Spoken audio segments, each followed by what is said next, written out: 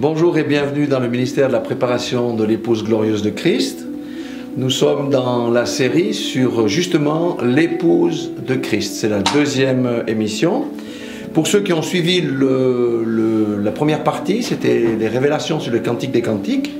Je vais faire une brève récapitulation de ce qui a été dit, de ce que le Seigneur nous a montré. Nous avons vu dans le Cantique des Cantiques que l'épouse de Christ, première des choses, passe par le désert. C'est au travers des épreuves dans le désert qu'elle est purifiée et que le Seigneur la rend belle. Nous avons vu aussi, au travers des Écritures, que l'épouse du Seigneur, l'épouse de Jésus-Christ, avait été rejetée par ses propres frères. Et qu'elle a dû passer d'abord, avant d'être élevée, par le service. Nous avons aussi vu dans ce livre, de Cantique des Cantiques, que le Seigneur dit que l'épouse du Seigneur, la fiancée du Seigneur, est comme un lys au milieu des épines. Nous avons vu que le lys se distingue par son caractère. Les épines représentant le monde religieux qui a couronné le Seigneur d'épines lors de sa propre passion. Nous avons vu aussi que la fiancée de Christ est une fiancée qui cherche le Seigneur dans la persévérance jour et nuit. Et finalement, à force de persévérer, elle le trouve et elle va ensuite dans les noces de l'agneau. Ça, c'était pour le Cantique des Cantiques. Je vous recommande véritablement d'aller voir ce premier enseignement qui est très profond au niveau des révélations. Aujourd'hui, nous allons voir l'épouse de Christ sous un autre angle. C'est au travers du livre d'Esther. Je vous ai dit la dernière fois qu'il y a 3 livres qui parlent de l'épouse. Il y a le Cantique des Cantiques, il y a le livre d'Esther et le livre de Ruth. Et tout ça, les révélations combinées de ces 3 livres nous amènent à comprendre véritablement qui est l'épouse de Christ. Alors, sans plus tarder, nous allons entrer dans la parole de Dieu avec Esther, le livre d'Esther, au chapitre 1er, le premier verset. Il est dit: « C'était du temps d'Assuérus, de cet Assuérus qui régnait depuis l'Inde jusqu'en Éthiopie sur 127 provinces. » Ça, il faut bien retenir parce que, vous savez, la Bible parle par des typologies. Les 127 provinces représentent toutes les religions de la terre, y compris les religions dites chrétiennes. On peut avoir toutes les dénominations dans ces 127 provinces et on verra de où l'épouse de Christ, la reine Esther, va être tirée. Mais pour ce qui nous occupe en ce moment, toujours au chapitre 1er, c'est le verset 10, le verset 11 plutôt. Je vais lire les deux en fait. Verset 10, chapitre 1er du livre d'Esther. Le 7e jour, comme le cœur du roi était réjoui par le vin, il ordonna à Méouman, Bitsa, Arbona, Bicta, Abacta, Zétar et Carcas, les 7 eunuques, vous savez que 7 c'est quand même le chiffre de Dieu, hein, qui servaient devant le roi Assuérus, d'amener en sa présence la reine Vashti avec la couronne royale pour montrer sa beauté au peuple et aux grands, car elle était belle de figure. Donc nous comprenons par là même que la reine est une reine belle qui doit faire honneur à son roi. Et c'est pour ça que le roi Assuérus voulait présenter la reine Vashti au grand du royaume. Mais attention, au verset 12, il est dit ceci: « Mais la reine Vashti refusa de venir quand elle reçut par les eunuques l'ordre du roi. Et le roi fut très irrité, il fut enflammé de colère. » Dans le livre des Cantiques, nous avons vu que nous avions aussi une autre épouse, l'épouse religieuse, qui, elle, se mettait à la première place avant de mettre Jésus à la première place. Et ici, nous avons exactement la même chose qui apparaît. Vashti se met avant le roi Assuérus. Et c'est pour ça qu'elle va être répudiée. Nous connaissons tous l'histoire. L'épouse, là, Vashti, va être répudiée parce que, premièrement, elle a été rebelle à l'ordre du roi. Et en ce sens, elle a montré un mauvais exemple à la nation. Et c'est pour ça qu'elle a été répudiée. Maintenant, la répudiation de Vashti signifie aussi, du point de vue spirituel, la répudiation d'un ministère. Ça veut dire quoi concrètement? C'est quelqu'un qui, dans son ministère, se place en dessus de Jésus-Christ. À un moment donné, l'orgueil fait que un ministre peut se placer en dessus de Jésus-Christ, en dessus de Dieu. Et dans ce sens-là, il est ou elle est répudiée. Donc, cette épouse-là est répudiée. C'est l'image de l'église de Laodicée, où le Seigneur nous montre également les choses. Nous sommes dans les temps du soir, nous sommes dans les temps qu'on peut dire de la fin, où Jésus appelle son épouse à sortir. Et nous voyons qu'au travers de l'image de Vashti ici, il y a eu un problème parce qu'elle s'est élevée au-dessus de son roi. Et le fait de s'être élevée au-dessus de son roi, c'est l'orgueil qui l'a fait être déchu. Maintenant, au chapitre 2, on va voir ce qui se passe ici. Au chapitre 2, verset 1er, il dit « Après ces choses, lorsque la colère du roi Assuérus se fut calmée, il pensa à Vashti, à ce qu'elle avait fait et à la décision qui avait été prise à son sujet.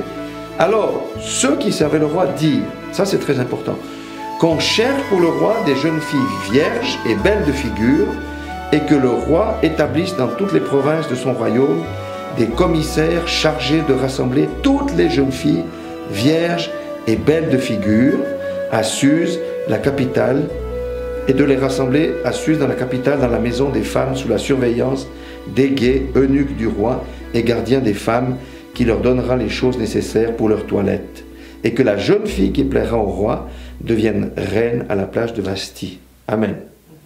Donc, nous voyons ici qu'il y a un appel. Il y a un appel, frères et sœurs. Nous connaissons les vierges folles, nous connaissons les vierges sages, mais il y a un appel. On ne peut pas être appelé dans l'épouse de... On ne peut pas entrer dans l'épouse de Christ parce qu'on a envie. Il y a un appel. Chacun de nous reçoit un appel. Et ceux qui reçoivent, ce sont ceux qui connaissent la parole. Et on verra qu'il y a à la fois des vierges sages et des vierges folles. Mais l'appel doit venir de Dieu. Ça, c'est vraiment très très important. Donc, qu'est-ce qu'on a fait? On a sorti simplement toutes les vierges de ces 127 provinces pour les amener où? Dans les palais du roi, pour être préparées à rencontrer le roi. Ça veut dire que ces fiancées-là, elles ont dû laisser de côté leurs amis, leurs cousines, leurs cousins, leurs parents.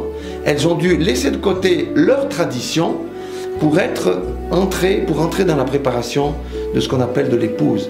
Donc il y a un choix. Ça veut dire que l'épouse de Christ doit laisser de côté les traditions, les choses du monde pour entrer dans leur appel. C'est un appel de la préparation. Ça c'est vraiment très important. Donc nous savons que parmi toutes celles qui ont été appelées, il y en a une seule qui sera reine. Une seule.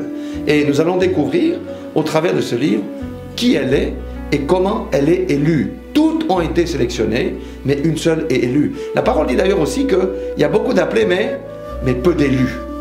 Donc ça veut dire qu'il y a une sélection. Et les vierges, qu'elles soient sages ou folles, toutes connaissent la parole. Mais qu'est-ce qui va distinguer celle qui sera l'élu? Alors nous allons voir un certain nombre de choses. Au verset 8, il est dit, lorsqu'on eut publié l'ordre du roi et son édit, et qu'un grand nombre de jeunes filles furent rassemblées à Suse, la capitale, sous la surveillance des guets, Esther fut aussi prise et conduite dans la maison du roi, sous la surveillance des guets. On verra qu'Égée a une signification spirituelle.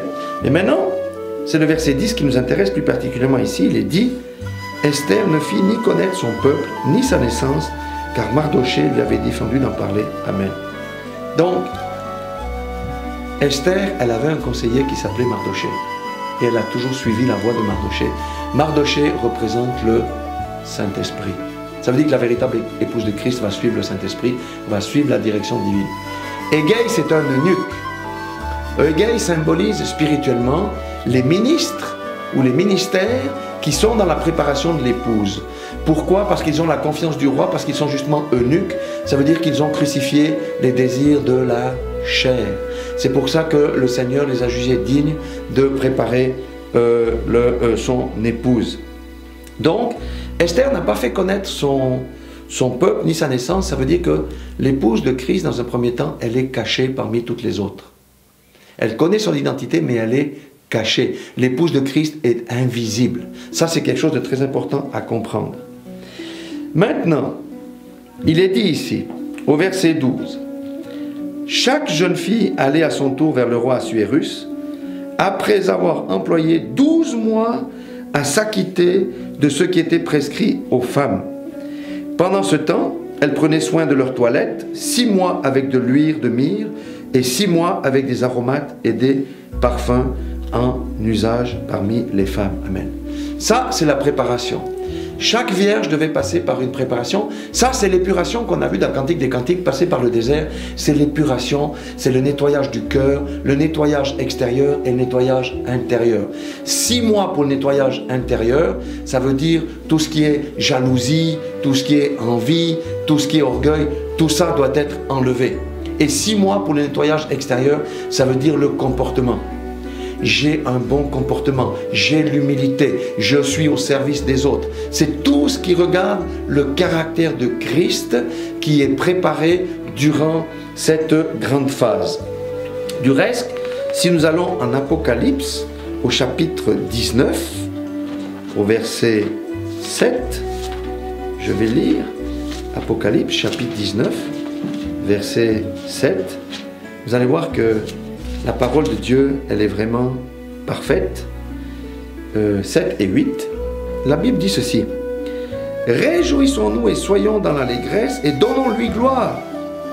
Car les noces de l'agneau sont venues. Les noces, c'est un mariage entre Jésus-Christ et son épouse. Et voici le verset 8. Il dit, et son épouse s'est préparée et il lui a été donné de se revêtir d'un fin lin éclatant et pur. Donc vous voyez qu'on ne peut pas rencontrer le Seigneur Jésus, on ne peut pas aller dans l'enlèvement s'il n'y a pas eu la préparation de l'épouse, si on n'a pas été épuré, si notre caractère n'a pas été changé et si nous ne portons pas le fruit. C'est au travers de ce processus que Esther a dû passer, comme toutes les vierges, elles ont dû passer par ce canevas de la préparation. Et au verset 13, il est dit ceci. Et c'est ainsi que chaque jeune fille allait vers le roi, et quand elle passait de la maison des femmes dans la maison du roi, on lui laissait prendre avec elle tout ce qu'elle voulait. Amen. Alors maintenant, ça c'est un verset clé. Donc, à un moment donné, on doit passer par un test. Et toutes les vierges là ont passé par le test, mais il n'y en a qu'une seule qui a été retenue. Une seule. Et vous voyez, il est dit que le moment venu, elle devait aller vers le roi pour passer le test, et il est bien dit que chaque femme pouvait prendre avec elle tout ce qu'elle voulait entre la maison des femmes et le palais royal. Ça veut dire qu'on pouvait demander l'or, on pouvait demander l'argent, on pouvait demander les bijoux, on pouvait demander un certain nombre de choses. Ça, c'était permis. Donc, le moment du test arrive. Et comment il est dit aussi dans la deuxième partie du verset 14. Bon, je vais lire quand même le verset 14 en totalité. Il est dit: elle y allait le soir, donc celle qui avait été appelée, et le lendemain matin, elle passait dans la seconde maison des femmes sous la surveillance de Chash-Gage, eunuque du roi et gardien des concubines. Elle ne retournait plus vers le roi, à moins que le roi n'en eût le désir et qu'elle ne fût appelée par son nom. Amen. Les vierges folles ne retourneront plus auprès du roi.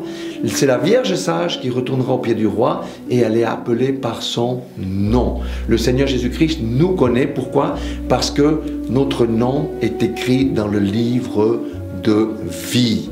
L'épouse de Christ, la fiancée de Christ, c'est pas celle qui est écrite, qui est nommée dans le livre de l'Église, mais celle dont le nom est écrit dans le livre de vie. Et c'est la condition qui lui permettra de régner à côté du roi en tant que reine. Maintenant, regardez bien Esther. On a la clé de pourquoi ici elle a été choisie. Lorsque son tour fut d'aller vers le roi, lorsque son tour d'aller vers le roi fut arrivé, Esther, fils d'Abichaï, oncle de Mardoché, qu'il avait adopté pour fille, ne demanda que ceux qui furent désignés par Hégaï, eunuque du roi et gardien des femmes. Amen. Vous voyez, elle aurait pu demander l'argent, elle aurait pu demander les bijoux, elle aurait pu demander des tuniques de je ne sais pas, en soie, elle aurait pu demander des plumes, elle aurait pu demander des choses.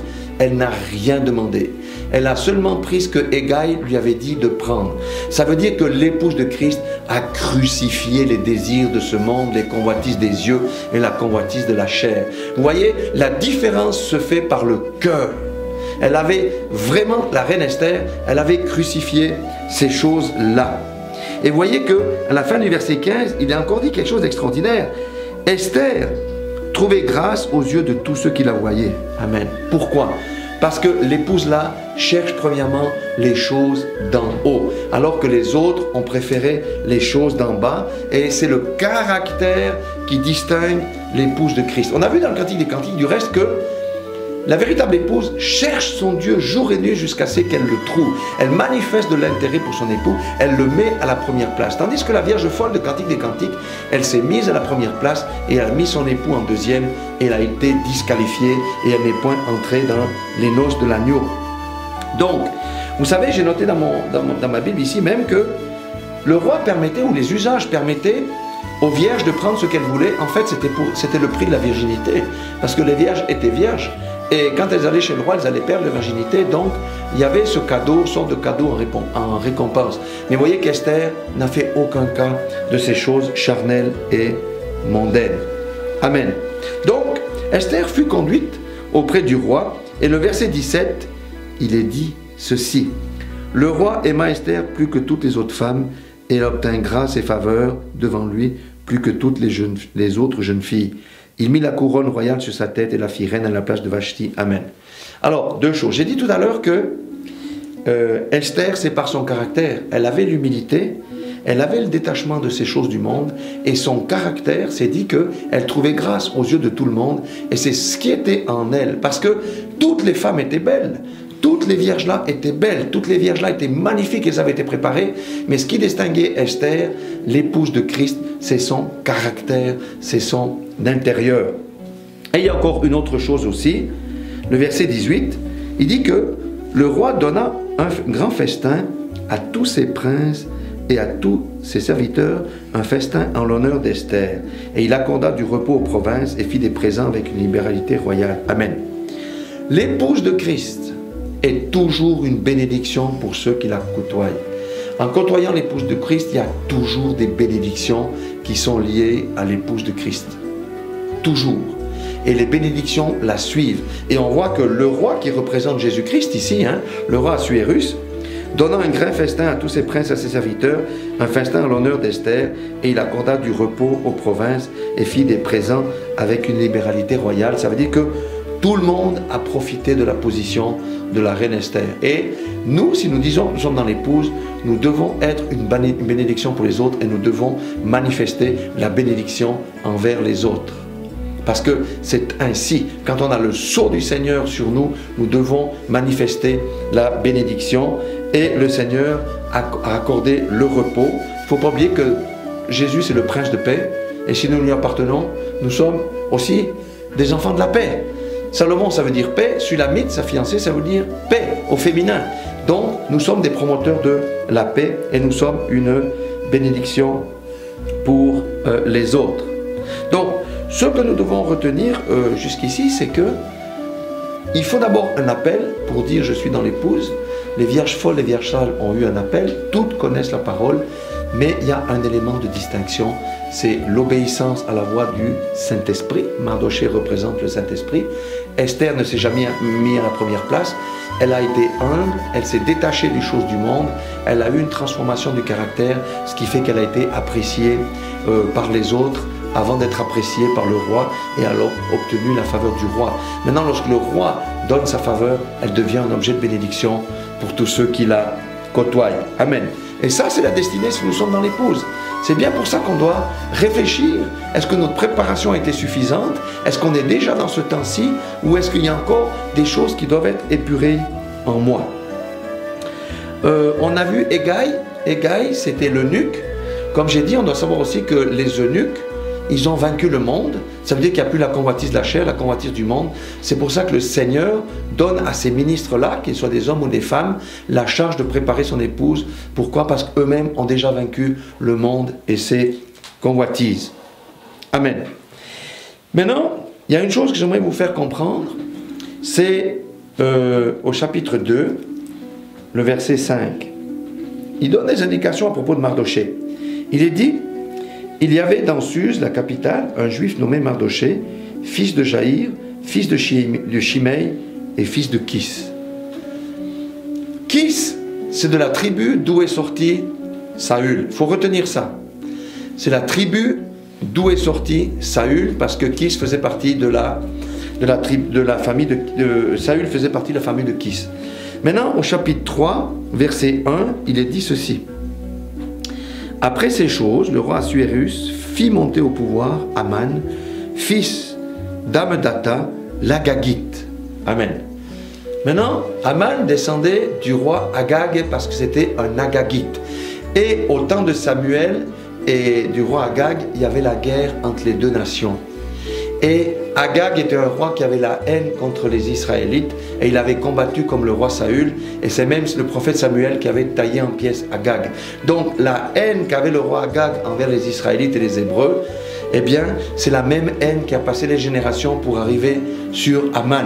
C'est pour ça que Aman a détesté Mardoché, parce que Mardoché était issu de la famille de Kis, de la même famille que Saül. C'est pour ça qu'il y a des malédictions qui transbahutent de famille en famille et qu'il faut impérativement casser, parce qu'on a vu que les choses se transmettent de génération en génération. Ça, c'est pour le petit côté extra par rapport au livre d'Esther, mais il m'a paru important de vous orienter là-dessus. Donc, les vierges ont passé par 12 mois de préparation, 6 mois pour le langage, le comportement, les manières, parce qu'il y a une manière de se comporter à la cour du roi, c'est pas la même chose que quand on était dans sa propre famille. Et 6 mois pour l'intérieur, ça veut dire les territoires comme la jalousie, l'orgueil, la médisance, la convoitise, toutes les choses impures du cœur ont dû être nettoyées. Ça faisait partie de la préparation, et c'est à cause de cette préparation et la différence de caractère que la reine Esther a été élue. Amen. Maintenant, évidemment, quand on est dans la position de l'épouse de Christ, ça ne va pas sans les tribulations. Parce qu'on a vu que Aman avait monté un complot pour détruire l'entier des Juifs. Et Mardoché est allé vers Esther pour lui demander d'intervenir auprès du roi. Verset 9. Il est dit que, le chapitre 4, Attaque vint rapporter à Esther les paroles de Mardoché. Esther chargea Attaque d'aller dire à Mardoché: tous les serviteurs du roi et le peuple des provinces du roi savent qu'il existe une loi portant peine de mort contre quiconque, homme ou femme, entre chez le roi dans la cour intérieure sans avoir été appelé. Celui-là seul a la vie sauve, à qui le roi tend le sceptre d'or, et moi, je n'ai point été appelé auprès du roi depuis 30 jours. Ça veut dire qu'elle est en train de dire à Mardoché que non, moi je ne peux pas y aller parce que si j'y vais, je vais perdre ma tête parce que je n'ai pas été appelé officiellement auprès du roi. Amen. Maintenant, regardez ce que dit Mardoché au verset 13. Il dit, Mardoché fit répondre à Esther: ne t'imagine pas que tu échapperas seul d'entre toutes les Juifs parce que tu es dans la maison du roi. Car si tu te tais, maintenant, le secours et la délivrance surgiront d'autre part pour les Juifs, et toi et la maison de ton père vous périrez. Et qui sait si ce n'est pas pour un temps comme celui-ci que tu es parvenu à la royauté. Amen. Donc, Mardoché dit non. Tu as été choisi pour ce temps-là, il faut que tu aies du courage, il faut que tu aies du courage et que tu prennes ta position de reine. Ça veut dire que nous, les chrétiens, les circonstances nous sont défavorables et des fois on n'ose pas bouger. Et le Seigneur nous dit à nous les chrétiens, si nous disons que nous sommes les membres de l'épouse, on doit vaincre les circonstances et vaincre notre peur. C'est ce que Mardoché dit. Et il dit que toi tu es l'épouse de Christ, mais si tu ne vas pas, tu vas périr toi et ta maison. Tu dois te lever avec courage et avec foi. Alors, Mardoché, rappelez-vous, c'est la voix du Saint-Esprit. Des fois, le Saint-Esprit nous demande de prendre des positions tranchées, quand bien même tout le monde est contre nous. Mais si c'est la voix de l'Esprit, nous devons obéir à l'Esprit.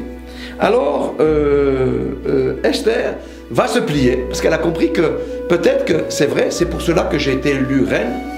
Les gens ne savent pas que j'étais juive, mais c'est peut-être pour ça que j'ai été élue reine, pour sauver mon peuple. C'est un merveilleux exemple pour nous, de dire que des fois le Seigneur nous met dans des positions où on est là pour sauver les autres, quand bien même la situation est difficile. Chapitre 5.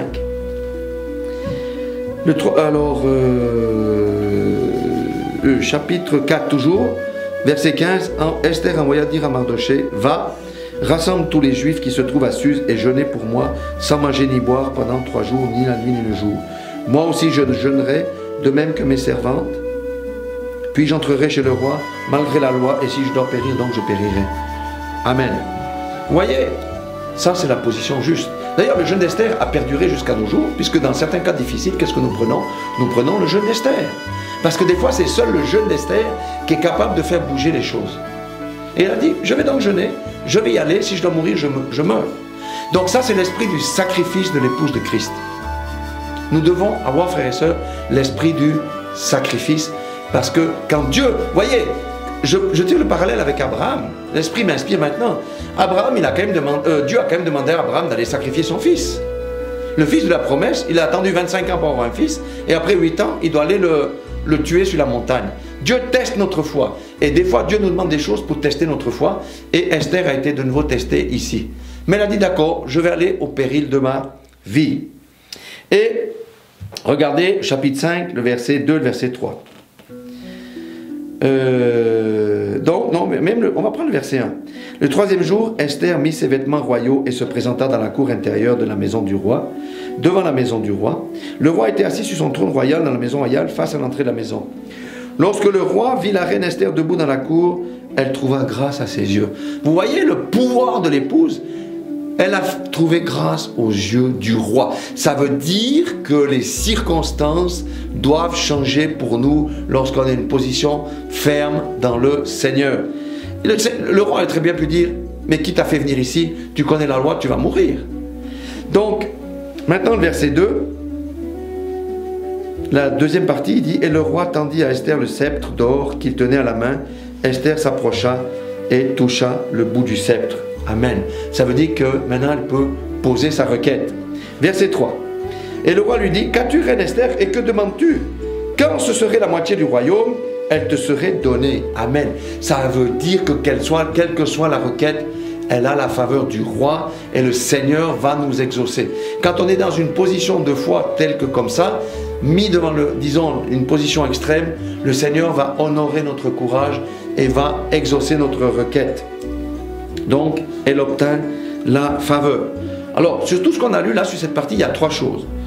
Première des choses, l'épouse a du courage. Important. Nous devons avoir du courage. Deuxième des choses, elle a écouté Mardochée. Ça veut dire, nous devons écouter la voix du Saint-Esprit. Pas la voix des hommes, la voix du Saint-Esprit. Et troisième des choses, la conséquence de ces 2 choses, c'est qu'elle obtient la faveur du roi. Amen. C'est vraiment quelque chose de assez... fabuleux que l'on peut voir ici.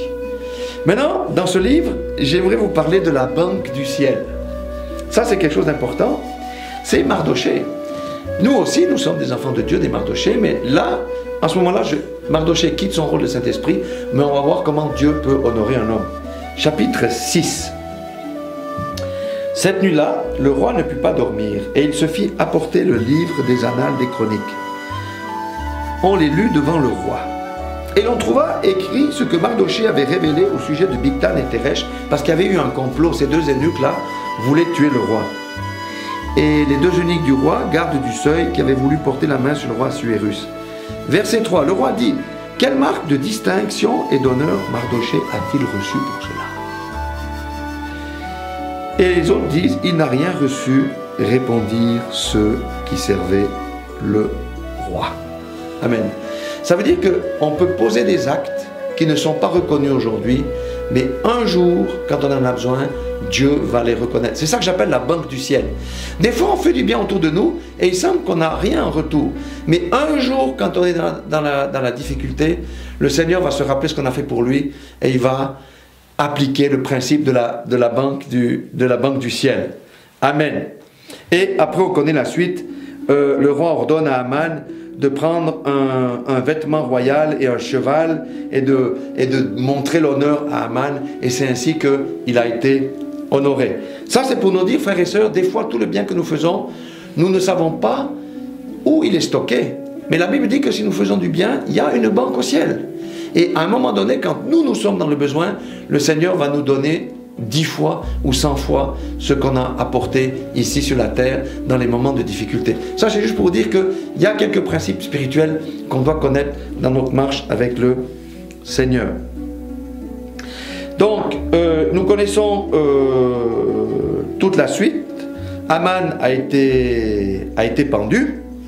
Il a été pendu au bois. Et ça se trouve au chapitre 7 au verset 10.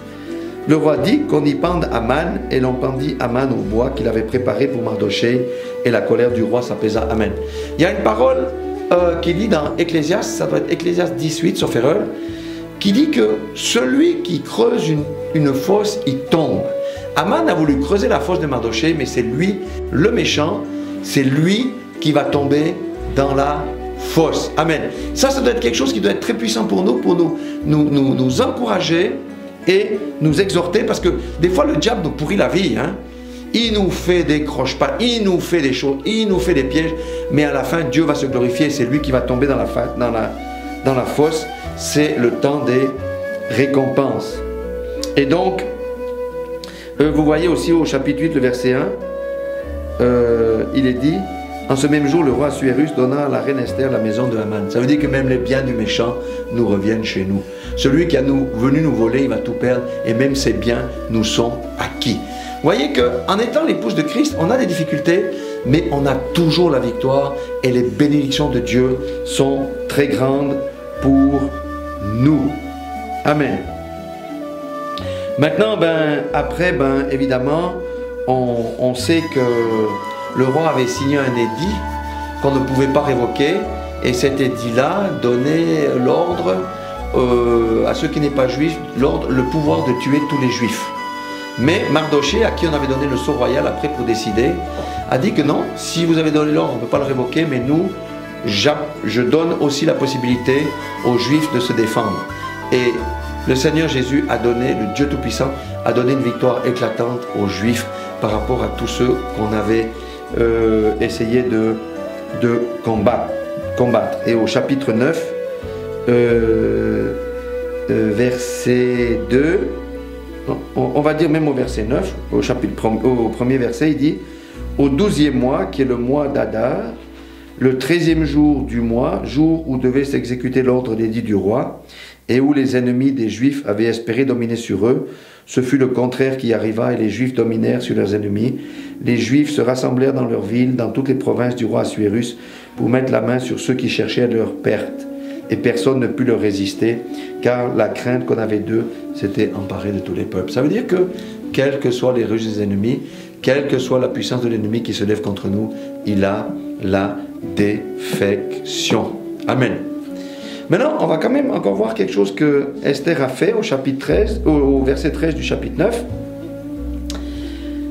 Esther est retournée devant le roi, et le roi dit « Mais qu'est-ce que tu veux encore ?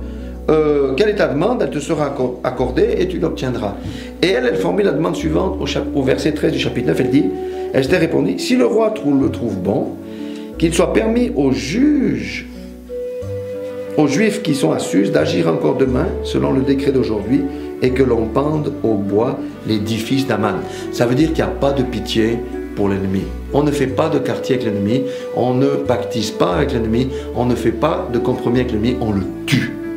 Et ça, c'est spirituellement, on ne tue pas les gens, bien entendu, mais on lutte contre les esprits qui animent les personnes et on les détruit, on les chasse.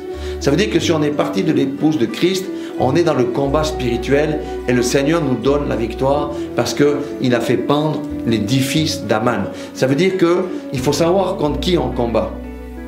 Je ne combats pas contre le frère un tel ou contre la sœur un tel, je combats contre l'esprit qui est derrière. Et je suis sans pitié pour l'esprit qui est derrière. Par contre, j'applique la compassion et je bénis le frère ou la sœur afin qu'elle soit délivrée. Mais je lutte sans pitié contre l'esprit qui est derrière le frère et qui est derrière la sœur. Donc, nous avons vu des choses ici véritablement assez incroyables. Donc, c'est que finalement, l'ennemi s'était levé pour, comment dire ça, combattre l'épouse de Christ, la fiancée de Christ, mais finalement tous ses plans ont échoué.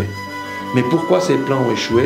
Parce que l'épouse de Christ, si on résume un petit peu, première des choses, elle ne fait pas connaître qui elle est. L'épouse de Christ est invisible, elle est cachée parmi toutes les églises. Rappelez-vous, les 127 provinces représentent des églises. Mais le Seigneur va tirer de ces églises, parce que dans les églises, vous savez, ce n'est pas tous les gens qui viennent faire Alléluia, qui chantent, qui disent Amen dans les prédications, qui iront dans l'enlèvement. Non, non, non, non, non, non.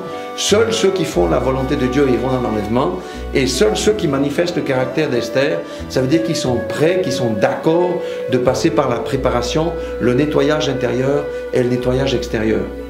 Maintenant, une des caractéristiques de la reine Esther, c'est qu'elle a écouté la voix de l'Esprit. Ce n'est pas les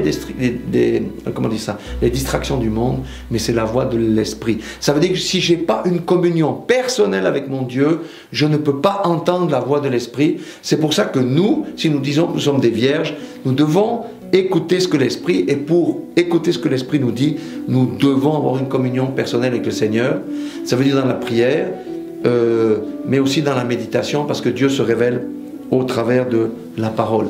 Ensuite, il nous faut du courage, parce que c'est un principe spirituel. L'épouse de Christ est toujours combattue par l'ennemi. Et des fois même, elle est combattue à l'intérieur de l'Église par ceux qui marchent par la chair. Parce que nous avons beaucoup de chrétiens qui marchent par la chair, et ceux qui combattent par la chair, je ne peux pas développer ça aujourd'hui, mais je pourrais faire une étude très fouillée là-dessus, pour vous montrer au travers de la parole que ceux qui marchent par la chair combattent ceux qui marchent par l'Esprit au sein de l'Église. C'est pour ça que Dieu appelle ses fils et ses filles véritables à sortir de là et avoir une communion véritable avec lui. Parce que l'église de Laodicée est une église tiède. Et Jésus se tient à la porte de l'église de Laodicée pour dire: qui veut entendre ma voix, sortez, ouvrez la porte, je vais entrer chez vous et je souperai avec vous. Une chose à voir aussi, en tant qu'épouse de Christ, nous devons être une bénédiction pour les autres. Ça veut dire, en apportant la consolation, en apportant peut-être un soutien financier à un frère, une sœur, en apportant un soutien moral aussi à une veuve ou à un mari qui a perdu sa femme, en donnant du temps peut-être pour aider les enfants qui ont de la peine. Ça veut dire qu'on doit payer de sa personne, on doit être dans le service. On a vu dans l'épouse de Christ, dans Cantique des Cantiques, que d'abord elle est au service des autres. Si je suis dans l'épouse, ce n'est pas moi qui dois me mettre en dessus des autres, je suis d'abord au service des autres. Et je dois manifester le cœur que Dieu veut que nous manifestions. Ça veut dire l'humilité. Pourquoi? Parce que Jésus lui-même a dit: je suis venu non pas pour être servi, mais pour servir. Et il nous faut du courage, parce que des tribulations et des épreuves, nous en aurons. Ça c'est clair, net et précis. Et rappelez-vous que comme pour le Cantique des Cantiques, l'épouse de Christ était un lys au milieu des épines. Eh bien, ici, elle se distingue de toutes les autres à cause de son caractère. Elle a vaincu le monde, vaincu la convoitise de la chair, et elle attire la faveur du roi. Ça veut dire que nous attirons la faveur de qui? De notre Seigneur et de nos sauveurs, et que nous-mêmes, nous sommes une bénédiction pour tous ceux qui nous entourent, tous ceux que nous fréquentons, que ce soit dans l'église, mais aussi au travail, en dehors. Nous sommes des bénédictions véritablement pour tous ceux que nous côtoyons. Voilà. Donc, soyez bénis. Je rappelle que ces enregistrements sont réalisés à Chavannes, sur Renan, Chavannes-près-Renan en Suisse, près de Lausanne, dans NAS4 TV. C'est le frère Nassis qui filme, qui arrange tout ça et qui fait ces choses. Et que le nom de l'Éternel soit béni. Et si vous voulez soutenir nos ministères, on mettra les contacts. Si vous voulez nous contacter, il n'y a pas de problème. Vous aurez tous les contacts à la fin de cette brève vidéo. C'était le deuxième sujet sur l'épouse de Christ. Ne manquez surtout pas le troisième sujet, Ruth, où on va voir d'autres choses vraiment merveilleuses, parce qu'il y a plein de révélations dans le livre de Ruth aussi. Voilà, que le Seigneur vous bénisse tous au nom de Jésus-Christ.